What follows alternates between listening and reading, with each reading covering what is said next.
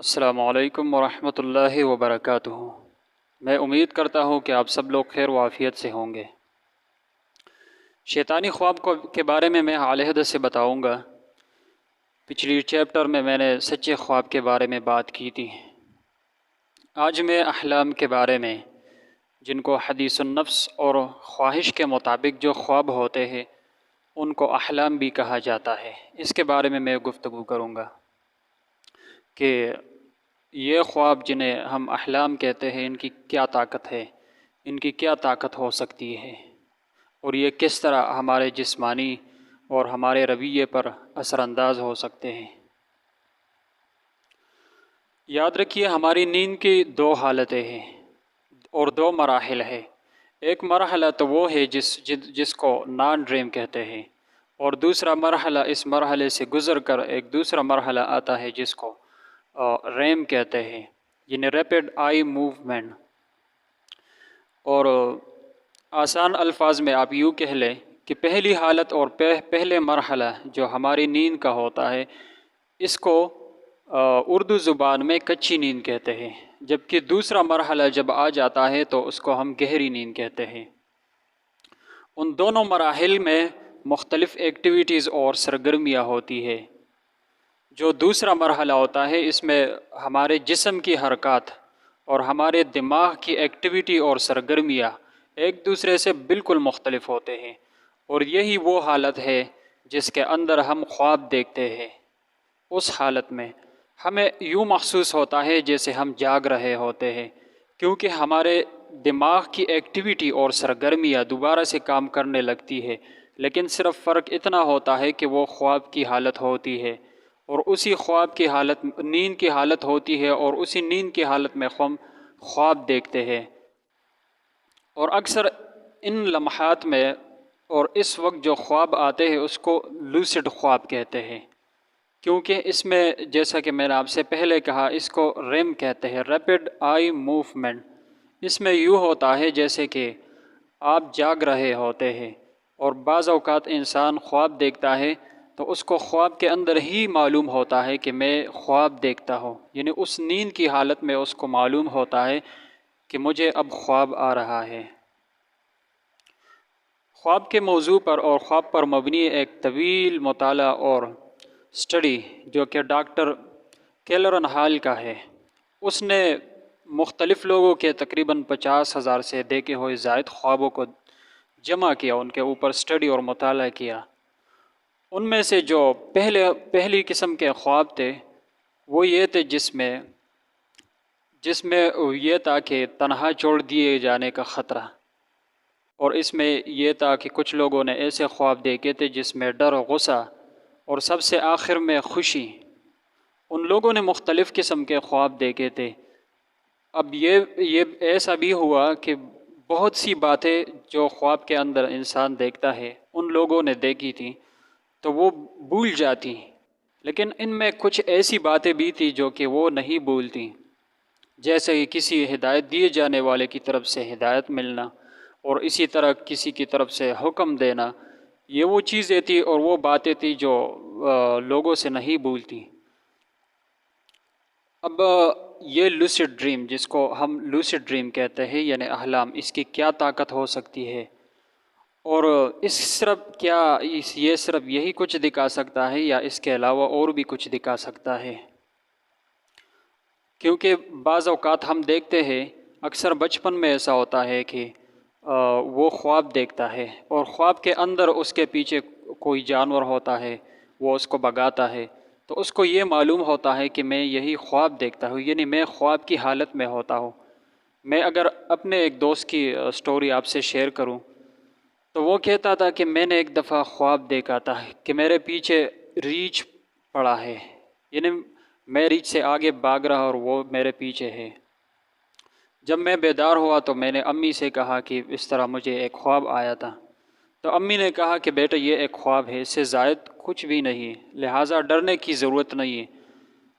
تو اس نے کہا کہ تقریباً 2 یا 3 دن بعد مجھے ایسا خواب پھر دیکھنے کو ملا، لیکن اس دفعہ مجھے یقین تھا خواب کے اندر، یعنی نیند کی حالت میں تھا، اور خواب کے اندر مجھے محسوس ہو رہا تھا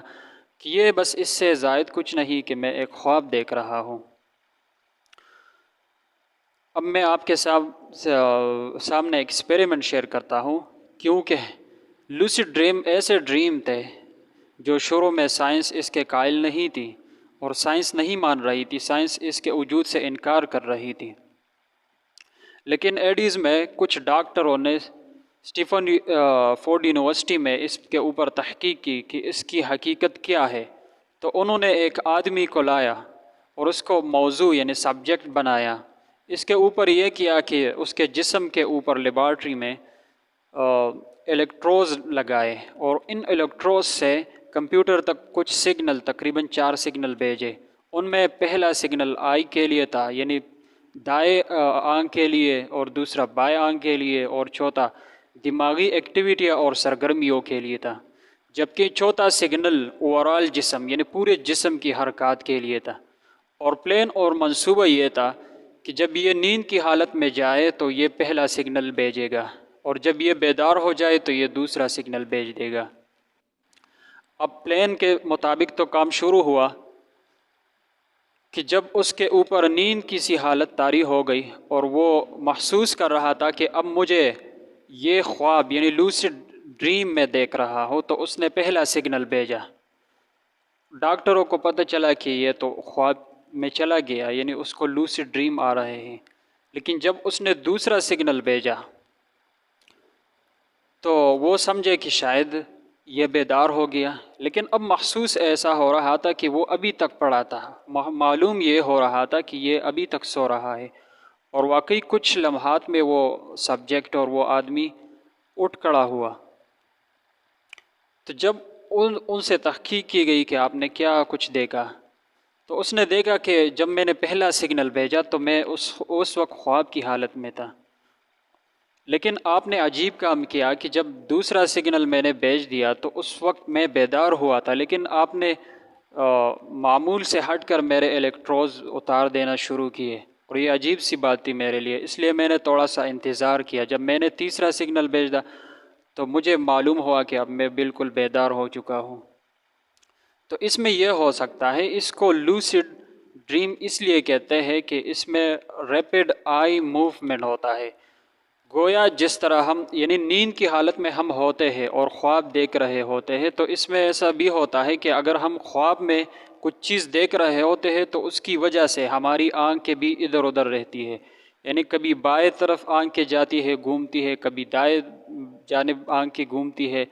گویا ہم یوں محسوس کر رہے ہوتے ہیں کہ خواب کے اندر انسان کو پتہ لگتا ہے کہ میں خواب دیکھ رہا ہوں۔ اب اس ایکسپیریمنٹ سے میں آپ سے ایک زیادہ حیران کن بات شیئر کرتا ہوں کہ اس کی کتنی طاقت ہے، اور کیا اس سے ہمارے جسم میں کوئی تبدیلی واقعی ہو سکتی ہے، اس سے ہم گرمی، شدت، حرارت، یہ ساری چیزیں محسوس کر سکتے ہیں کہ نہیں۔ میں آپ سے ایک واقعہ شیئر کرتا ہوں۔ حضرت ابو امامہ باہلی رضی اللہ تعالیٰ عنہ یہ مسلمان ہوا، تو آپ صلی اللہ علیہ وآلہ وسلم نے اس کو اپنے قبیلے میں دعوت دینے کے لیے بھیجا۔ جب یہ قبیلے میں پہنچے تو اس وقت پہنچے کہ جب وہ اونٹوں کو پانی پلانے کے بعد اس کا دودھ دوہ کر پی رہے تھے۔ جب قبیلے والوں نے اس کو دیکھا تو خوش آمدید کہہ کر اس کا استقبال کیا، چونکہ اس کے اسلام کی خبر پہلے سے قبیلے میں پھیل چکی تھی، تو ان کا سب سے پہلا سوال یہ تھا استقبال کے بعد کہ ہم نے سنا ہے کہ آپ مسلمان ہو گئے ہیں اور ہمارے دین سے بے دین ہو گئے ہیں۔ تو صحابی رضی اللہ تعالیٰ عنہ نے کہا کہ میں تو بے دین نہیں ہوا ہوں، لیکن میں نے آپ صلی اللہ علیہ وآلہ وسلم اور اس کے اللہ اور اس کے خدا پر ایمان لایا ہے۔ تو پھر اس نے کہا کہ مجھے آپ صلی اللہ علیہ وآلہ وسلم نے بھیجا ہے آپ کی طرف۔ یہ گفتگو ابھی جاری ہوئی تھی کہ اتنے میں بعض اہل قبیلہ نے ایک بڑے کاسے میں خون لایا، اور وہ سب بڑے شوق و زور سے کھانے لگے۔ انہوں نے اس صحابی رضی اللہ تعالیٰ عنہ کو بھی شرکت کی دعوت دی، لیکن اس نے کہا کہ مجھے افسوس ہے تم پر، میں تو ایک ایسے آدمی کی طرف آ رہا ہوں جس نے بحکم الہی یہ چیزیں حرام کر دی ہے۔ تو قبیلے والوں نے پوچھا کہ آپ کے نبی نے کیا حرام کر دیا ہے؟ اس نے وہ قوانین ان کے ساتھ شیئر کیے کہ اور یہ آیات پڑھ کر سنایا کہ حرم علیکم المیتۃ والدم، آخر تک یہ آیات پڑھی کہ اس کا مطلب یہ ہے کہ تم پر خنزیر اور خون کو حرام کر دیا گیا ہے۔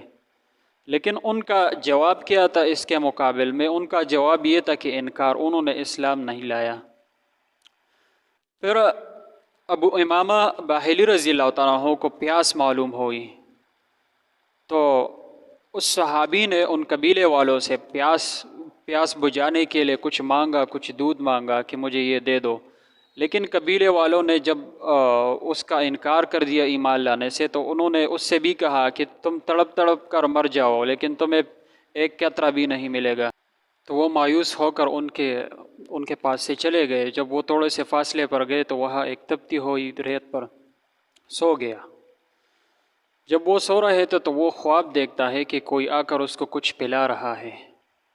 اور یہاں تک کہ وہ سیر ہو گیا۔ اس کے بعد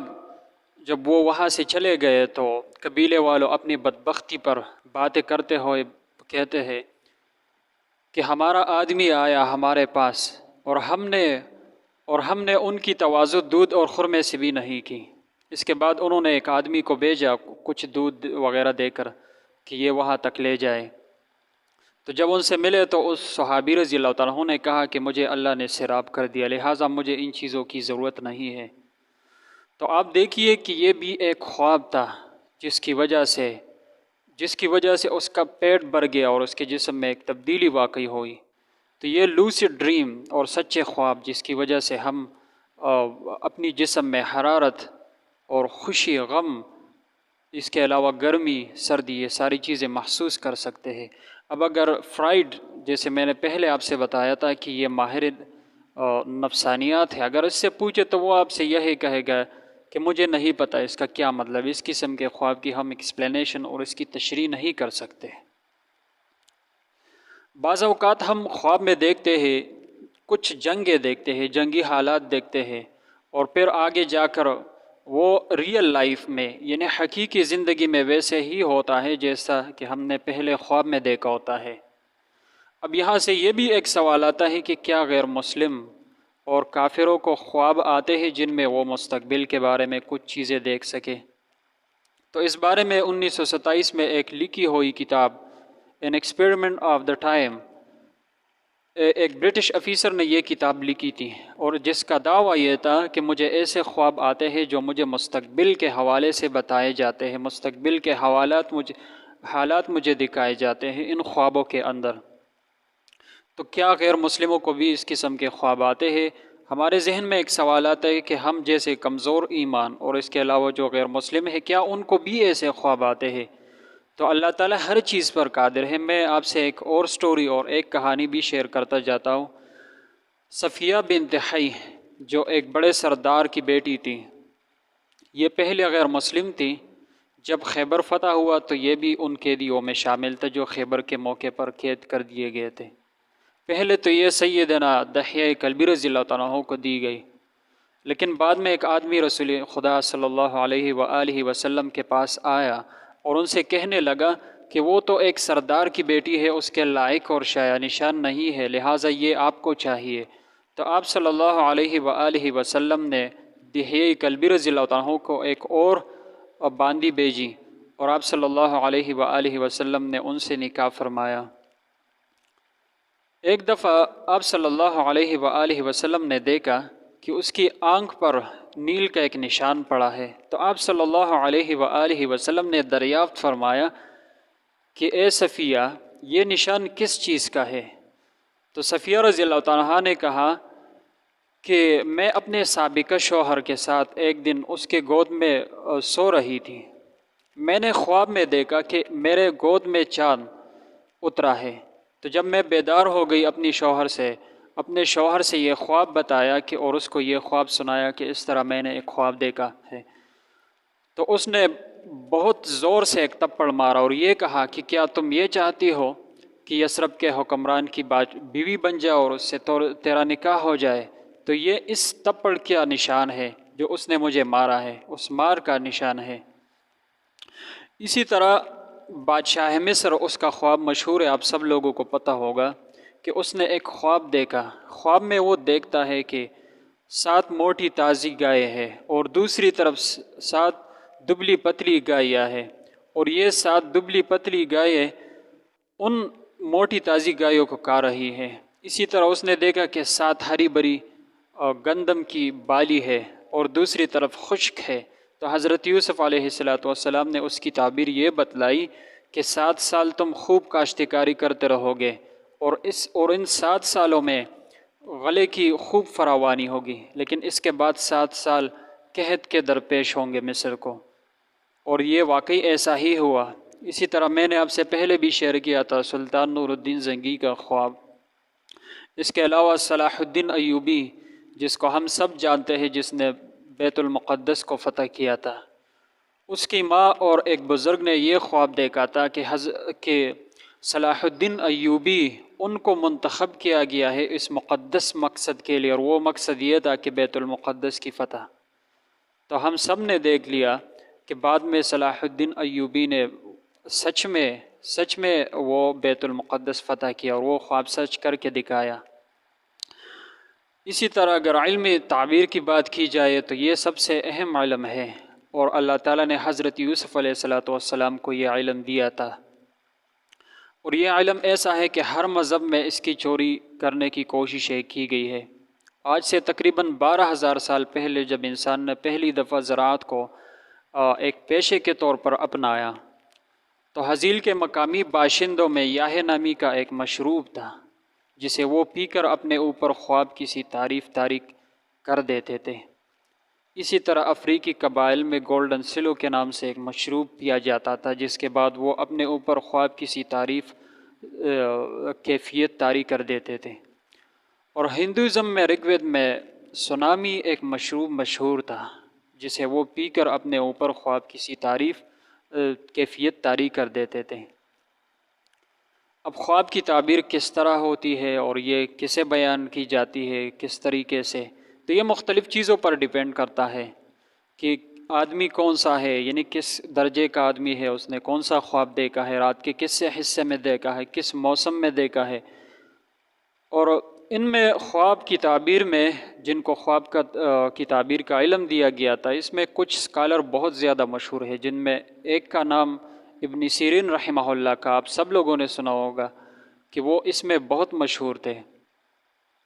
اس کے پاس ایک آدمی آیا، اس نے کہا کہ میں نے اپنے آپ کو خواب میں اذان دیتے ہوئے دیکھا۔ دوسرا آ کر اس نے کہا کہ میں نے بھی اپنے آپ کو اذان دیتے ہوئے دیکھا۔ اب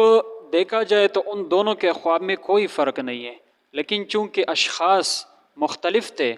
تو حضرت ابن سیرین رحمہ اللہ انہوں نے تعبیر بھی مختلف بتلائی۔ ایک آدمی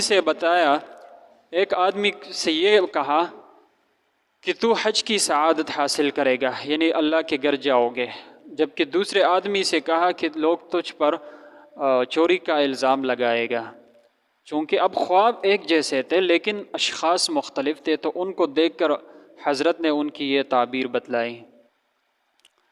اور جیسا کہ میں نے آپ سے کہا بہت سی چیزیں ہیں جو کہ اس میں شامل ہے خواب کی تعبیر بتلانے میں،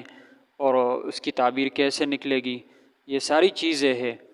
عام طور پر ایسا ہوتا ہے کہ اگر رات کے پہلے حصے میں خواب دیکھا جائے تو وہ تقریباً 10 سالوں میں واقعی ہو جاتا ہے۔ اگر درمیانی حصہ میں آ جاتا ہے تو تقریباً 5 سالوں میں واقعی ہو جاتا ہے، اور اگر رات کے آخری پہر میں خواب دیکھتا ہے تو وہ تقریباً 10 دنوں کے اندر واقعی ہو جاتا ہے۔ اور اسی طرح آپ صلی اللہ علیہ وآلہ وسلم کا خواب بھی بہت مشہور ہے۔ آپ صلی اللہ علیہ وآلہ وسلم نے کہا کہ میں نے اپنے رب کو بہت خوبصورت ہی شکل میں دیکھا خواب میں، اور اللہ رب العزت نے اپنا دست شفقت و عزت میرے کندھوں کے درمیان رکھا، اور میں نے اس کی ٹھنڈک اپنے چھاتیوں کے درمیان یعنی سینے میں محسوس کی، اور مجھے مشرق اور مغرب کے درمیان والی چیزوں کا علم حاصل ہوا۔ اس کے علاوہ خواب کی بہت اہمیت بیان کی گئی ہے مختلف احادیث میں۔ ایک خواب میں یہ آیا ہے کہ یہ نبوت کا 46واں حصہ ہے، اور دوسری حدیث میں یہ بھی آتا ہے کہ قرب قیامت میں مومن کا خواب سچا ہی ہوتا ہے۔ بہت کم ایسے خواب ہوں گے جو کہ وہ سچ نہیں ہوں گے، مگر اکثر خواب ایسے ہوں گے کہ وہ سچے خواب ہوں گے۔ ابھی اس کی تعبیر کے حوالے سے میں نے بات کی، اس کی اقسام کے حوالے سے بھی میں نے بات کی ہے، لیکن یہ ایک بات یاد رکھنا کہ خواب کے اندر، یعنی خواب کے بارے میں جھوٹ کا معاملہ یہ بہت سنگین معاملہ ہے۔ یعنی خواب میں جو کچھ آپ نے دیکھا نہیں ہوتا ہے وہ کسی سے بیان نہیں کرنا کہ میں نے خواب میں یعنی اپنی طرف سے خواب گڑھ لینا اور پھر دوسروں سے بیان کرنا، اس کی سخت سزا ہے۔ ایک حدیث میں آتا ہے کہ سب سے بڑا جھوٹ یہ ہے کہ آدمی اپنے آپ کو اپنے باپ کے علاوہ کسی اور سے منسوب کرے، اور دوسرا یہ کہ وہ خواب بیان کرے جو اس نے نہ دیکھا ہو، اور تیسرا ہے کہ آپ صلی اللہ علیہ وآلہ وسلم پر جھوٹ باندھے۔ دوسری حدیث میں آتا ہے کہ قیامت کے دن جھوٹے خواب بیان کرنے والوں کو جو کے دو دانوں کے درمیان گانٹ لگانے کے طور پر ان کو سزا دی جائے گی، لیکن وہ اسے کبھی بھی نہیں لگا سکیں گے، کیونکہ یہ ناممکن ہے اور یہ بہت مشکل کام ہے۔ اسی طرح جھوٹے خواب بیان کرنا، اس کی سخت سزا بیان کی گئی ہے، اور آپ صلی اللہ علیہ وآلہ وسلم اس پر سخت وعید کی کہ ایسا نہیں کرنا چاہیے۔